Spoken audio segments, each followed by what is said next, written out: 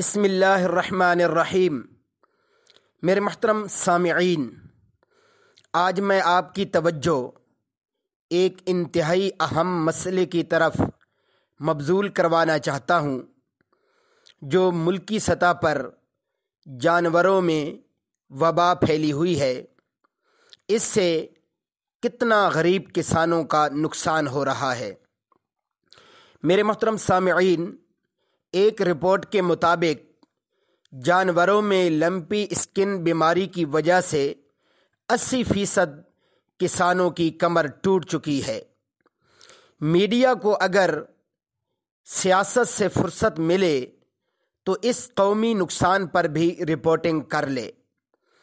جانور پالنے والے بھی پاکستانی شہری ہیں۔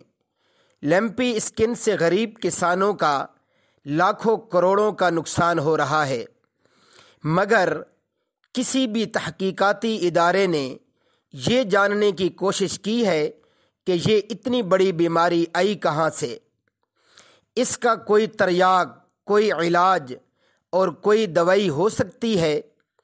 کیا غریب آدمی جس کی ساری پراپرٹی ہی جانور ہوتے ہیں، جب وہ مر جائیں گے اور ملک میں دودھ اور گوشت کی قلت پیدا ہو جائے گی، اس وقت سوچیں گے؟